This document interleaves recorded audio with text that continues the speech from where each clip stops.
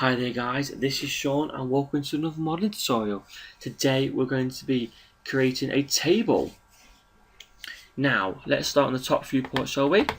And let's go to shapes. Make sure splines is enabled, not NURB curves or extended splines. And make sure start new shape is ticked, and let's start with a rectangle. So let's draw the rectangle. It doesn't matter about the size right now because we will modify this in a second.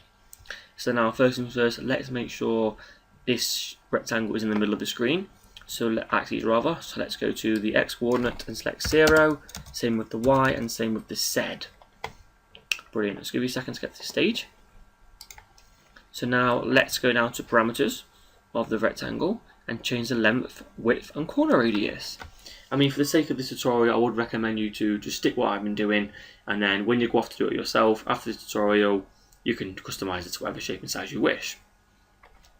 So now the length I'm going to go with today is 50. In fact, now I'm going to go with 49 there. The width, again, between 80 and 90 is realistic, but I'm going to go with an 81 there. And the corner radius, I'm going to go with 1.06. And if we zoom in on the top viewport, we can see the corner radius is definitely starting to come together. Now, let's go to the perspective viewport and maximize the viewport for me. Let's start by changing from realistic to shaded and edge faces. Brilliant. And now let's go to the modify list and select extrude. And the amount, this is where we want to extrude it by. I mean, if you went for 1 there, that would be good. As you can see, the shapes start to come together now. But I'm going to go with a 0.8 today. And I'm also going to change the colour from the violet colour to a brown colour. Fantastic. And now again, if you don't want to work with the grid view, just select G on the keyboard and that disappears. Fantastic. And now select the rectangle again for me. Just orbit a little bit upwards. And go to the modify list. And go to, in fact, rather no, right click on the actual object and convert to edit poly. And now go to polygon mode and select the bottom of the table. Rotate there so you can see it. And let's go to extrude. Settings, fantastic, make sure group is selected. And as you can see, that's far too big there. I'm going to zoom up to around a 0.3, 0.24 there. Fantastic. Gives it a little bit more shape there. Okay, that for me. And let's go to extrude again. And I'm going to go around a 2.2, 2.3 there. Fantastic. As you can see, the table starts to come together now.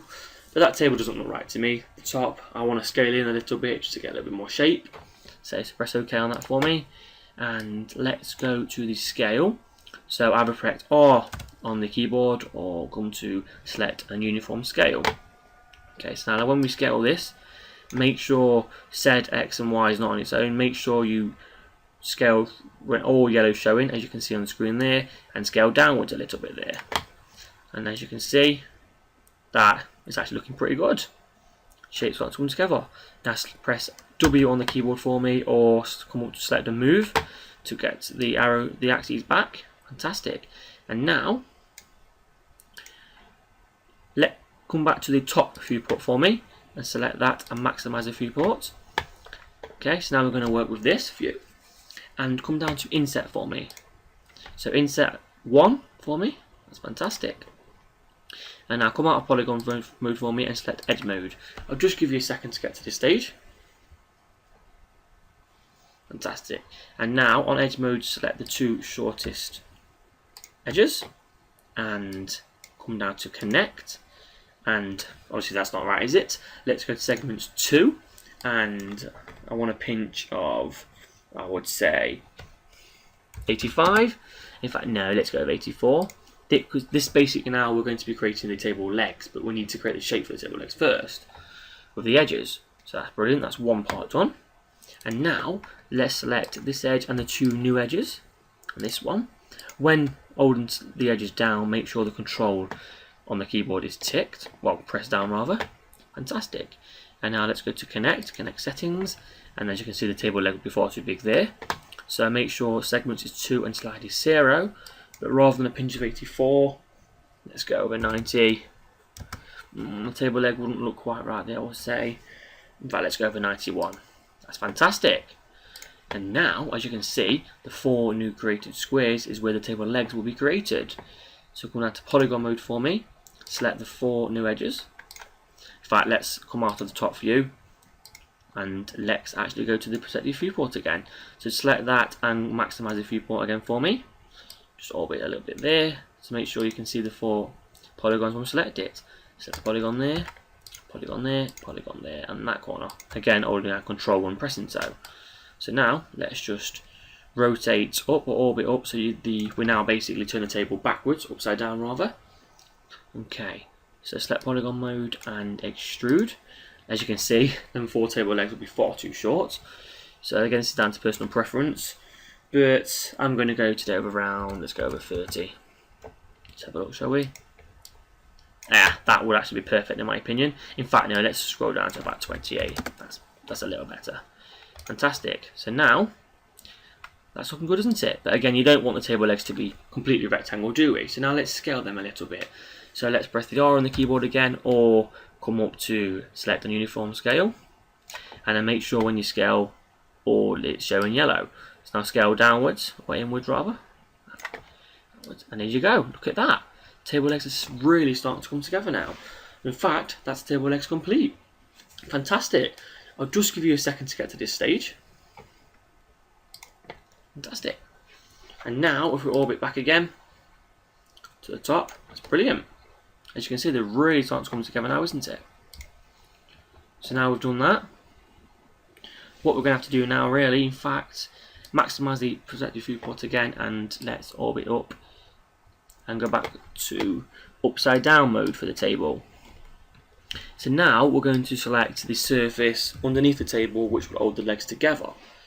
So press W on the keyboard for me for the arrow, and let's select edges. So if we start by doing this one there, select the edge there, in between the uniform lines, and that edge there.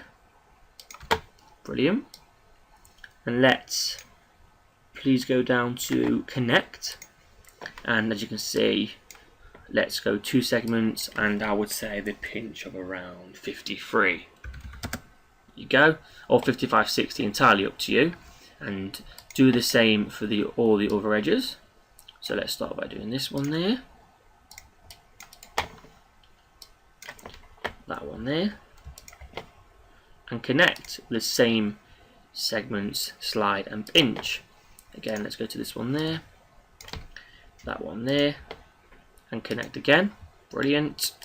And the final one there, and then that one there, rather that one there, and press connect. Fantastic. Now the final part of the tutorial is to select polygon mode, select the newly formed shapes there, select that, or 4 like I have, and let's press extrude. So come down to extrude, settings, let's extrude them. As you can see, 28 will be far too big, so let's start with like a 7. In fact, it's a bit too big again, so let's go down to about 5. Again, a little too big, so I'm going to go with around, let's go over 3. That's much better. Voila! Come off that. Let's go back to the normal view. Press there. Let's come out of the maximize viewport. Let's scroll down a little bit. Voila! Table done. And again, let's maximize this viewport again. Here we go now, look. The table has been completed. Look at that. That's fantastic. So, if we just want to render this, here you go. We've completed our first table together.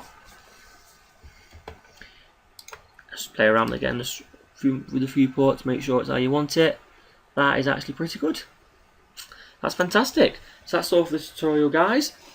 Please leave your suggestions for the future modelling tutorials, what you want me to create for you, and feedback for this tutorial on how I can improve this. Okay, fantastic. I'll hope to hear from you soon. Thank you very much.